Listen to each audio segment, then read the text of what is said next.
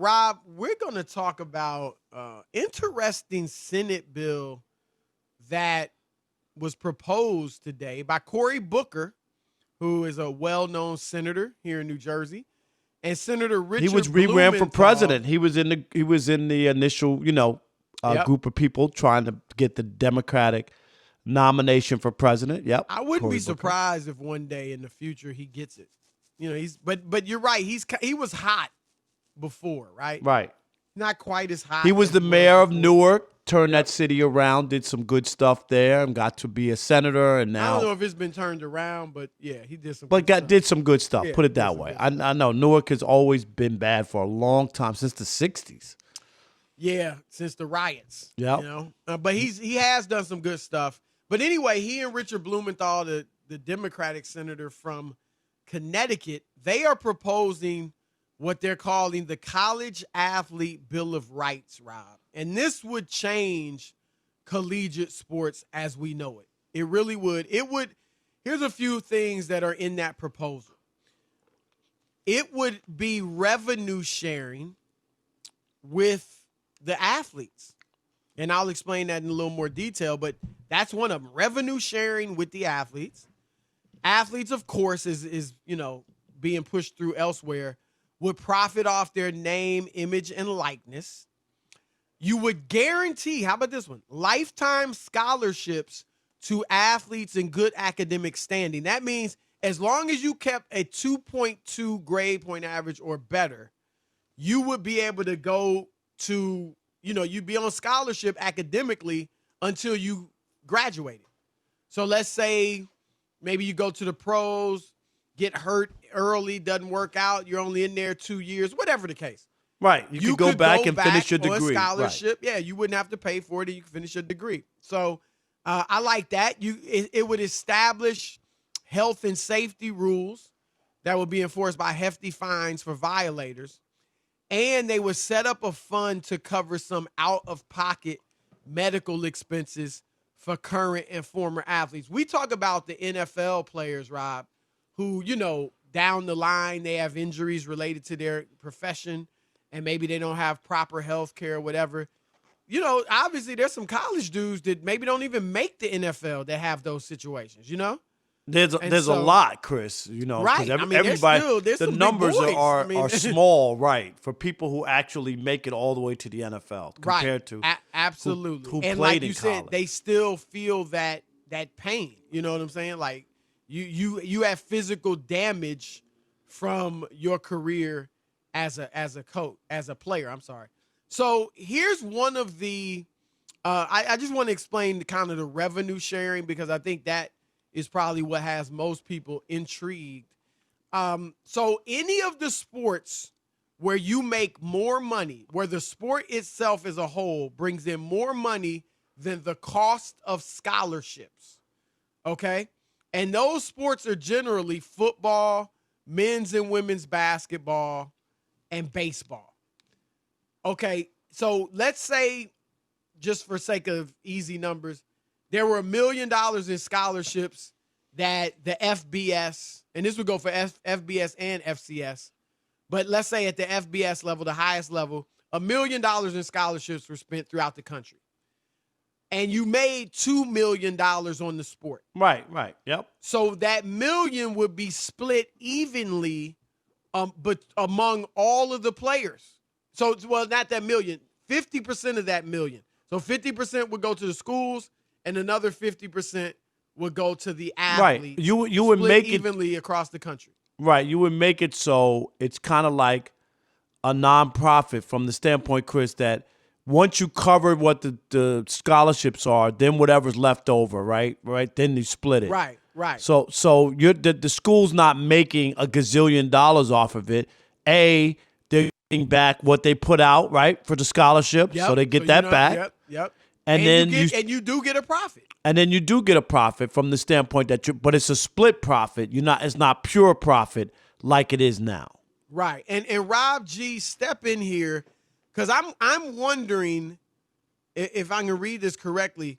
Would that money be split evenly among all the players at FBS, or would it be based on the school? So if Alabama say makes $1 million off their team, that 50% of that million, that 500,000 would be split among the Alabama players, or it's just all in one pot and it's split among all the players at the FBS level? I'll do more research on it, but the way I read it was each individual school. Oh, really? Would okay, split it, yes. So Alabama players from, say, Alabama would make more than players from right. Kent But State one thing that was unclear to me as well is, as you guys know, football and basketball are the only sports that make money in college sports. So I don't know if when they say after now the scholarships in this article, they say the sports that currently generate enough money to qualify for this revenue sharing, according to Booker's office, that's Cory Booker's office, are football, both FBS and FCS, and men's and women's basketball and baseball. Right. Well, here's my question though: is I have to do more research into it. But I thought only a few women's basketball. Exactly. But right. the question is, because I know it says that they'll, as soon as they cover scholarships, that's when they'll start doing the revenue sharing. Now, does that mean scholarships after football has already paid for men's lacrosse, women's volleyball, and all that stuff? Or are those other sports just kind of left out into the wind? That's one thing I'm not sure of yet. Yeah, I agree. I don't think they were clear on that. I don't think they're clear. And here's what the sentence says, and this is the ESPN article, but it says half of the money that is left after the scholarships would be distributed evenly among all players at the FBS level. And so I'm wondering, as I asked you, Rob G, if that would be all split evenly, or would Alabama get more? Because here's the problem to me. Is an Alabama or an Ohio State, LSU, all these big time programs that are on television more, they're going to make more money than, Indiana, Northwestern, Kent State, Toledo, all these schools. That, to me, that's like an unfair recruiting advantage. Don't you think? I mean, they already get the best players, but that would make it even more so. Is it just me or, No, I see what you're saying, but there's no other way around it. You don't think you could just distribute it evenly? I mean, which sounds kind of a little strange as well. I mean, does that include? You could. You could. Cincinnati, but I'm sure. Are they getting as much? Their players are getting as much as Alabama. Because the other thing, Rob, is remember you still can benefit off your name and likeness. Right, that's so where a player that's in where Alabama. That's where you get bigger. Advantage. Right. Yeah, you can. That's get where you make bit more. Right. Yeah. But then in that case, the 73rd man is getting as much as the star quarterback. I mean, which that doesn't sound bad to me, Rob. If you split it up evenly among all the FBS players, and then if a kid is a star and Nike wants to endorse him or something, him to endorse their product, then he can make more. That seems fair. That seems more fair than the blue blood programs who already have an advantage getting even more of an advantage because they can pay you more to go there. You know what I mean? No, it looks like it would be weighted in their favor, right, if they can do it that way. I just love the idea that they're going to cut the players in. That's all. Chris, we're way beyond the point of, this is not the old days where people went to go see college. When I was in college, I could remember Manu Bowl playing at Southern Connecticut. Did I ever tell you that? He came to play? Because he played at Fairfield. Okay. Fairfield, which is in Connecticut. Right. And he played there, and he came for a game. It was a big deal. He was obviously a big deal. But back then, Chris, you got into the field, and he played at the field house on campus. And if you had a student ID, you got in for free, and local people from Hamden and New Haven could come in. And I don't know what the tickets were, $3, $5. You know what I mean? That's really what it was. That's college amateur sports. So that money I could see where there's nothing there to be split. But the way athletics are now, and obviously my school was Division II, but I'm saying with the kind of money that they pull in with television and tickets and season tickets, Chris, and concessions and parking and all that other stuff, players should get a piece of it. No doubt. It's professional football. It is. Let's just keep it real. And I mean, if you questioned it, and we've even heard some of the Jeff Capel, who played at Duke, I believe, for Krzyzewski, but now is a coach, I think, at Pittsburgh. He said it. Remember last week when Krzyzewski was saying they shouldn't be playing during COVID? Capel said if there was any doubt as to whether or not they're not amateurs, this is it. They're playing. What's the difference between a college kid at the FBS level or the Division I basketball level and one at the Division II level? They make money for the schools. That's it. No doubt. And, because they canceled D2 and D3. Right, and they asked them to work during the pandemic. So those are essential workers, employees, Chris. I haven't been on the campus at USC in a year, you know what I mean, in the last 2 semesters since we closed up everything in March. And I'm teaching this coming semester, and again, it'll be virtual, online. So, but you've asked the football players, right? Right. No, look, and then you look at the salaries, and I'm not saying they shouldn't get paid, but you look at what Nick Saban and Jim Harbaugh and Mike Krzyzewski, John Calipari, all these coaches are making. It's just not fair.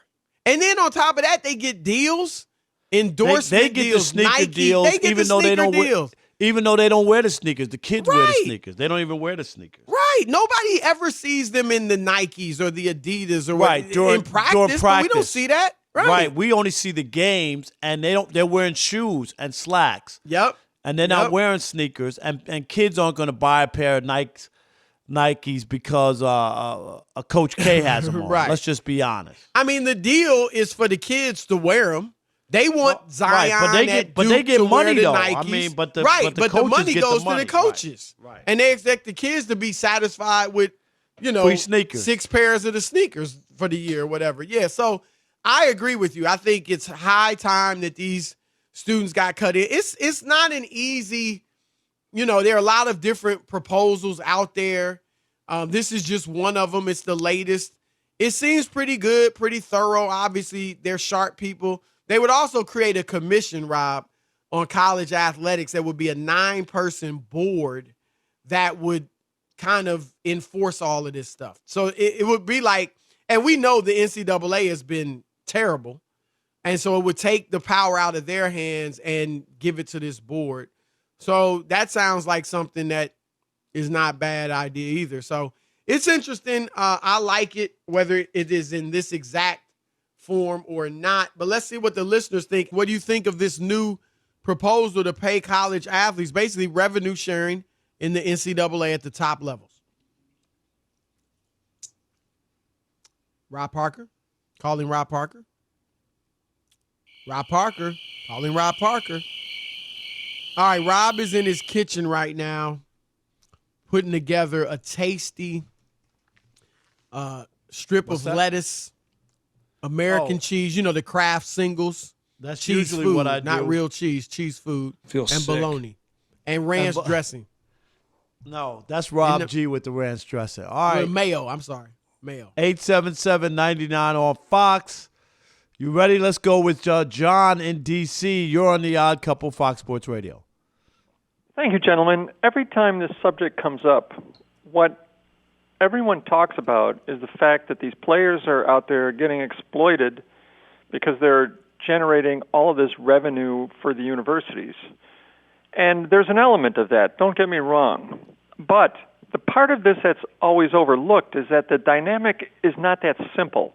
It's the fact that they're playing for the university that increases the revenue overall. And let me give you an example of what I'm talking about. If where I live, you were to take the Maryland Terrapins and the Georgetown Hoyas and have them playing in the NCAA basketball tournament, that's a sellout crowd. That's millions of people watching on television. Tremendous interest, tremendous revenue is generated because they're playing for Georgetown and Maryland.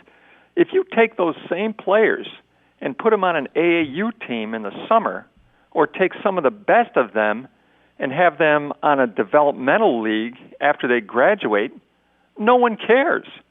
So my point is that part of it is that the players are generating the revenue, but the other part of the revenue model is that they're representing the university, and it's the interest in that university team that's generating revenue. Could we say that about professionals too? If No, you we don't took say the it about No, but I'm saying if you took the Lakers and the Celtics and just put them on an AAU team, they didn't get the type of coverage that they get from the NBA. It's just some dudes running around playing basketball. Yeah, but to a much lesser extent, because there you have the best players in the world. Okay. No, but This is a minor league, I think. Yeah, Wouldn't you call it a minor league? I'm sorry, I didn't understand your question. NCAA, like the FBS football is like a minor league. Minor so they're league not to the the pros, best, right. but they're the second level best. They might be the second level best, but again, it's the point. If you go to John, here, let me just. This is my biggest issue, real quick, is that in the old days, the money for student athletes and for them to play in the games used to be in the budget of the school. It was already budgeted in. They weren't playing at major arenas. They were playing on campus, and the kids got in for free, and it was a part of the college experience. There was no billion-dollar TV deals for March Madness. And they took that out and said, well, now we can get away without having to pay for what they used to pay for because they make money off of it. That's why I think players deserve it. If these games were on campus and Chris, people got in for free, right? Right. Then it's totally different, and it's a part of the student, the budget that comes out of the money that Students they take have to pay to go. I mean, big time to go to these. Right. Some of these You know games. that your kid, when your daughter at Michigan, she had to buy tickets Right. to go. Buy season tickets. Do you see what I'm saying? There's a difference, Chris, between what It's the way just the level it used of money. to be. Yes. Right. It's just the Yes. amount of money, and it's making so much money that the kids should get a cut. I think. Absolutely. All right, Sean in Sacramento. You're on the Odd Couple Fox Sports Radio. What's up, Sean? Hey, my uncle, some another mother, my brothers behind the boys, man. Hopefully they've been laying off you since I had to lay the smackdown on Trash Talking Tuesday, Big Rob. You know it. My man came through for me. I know I got your back. You got my back.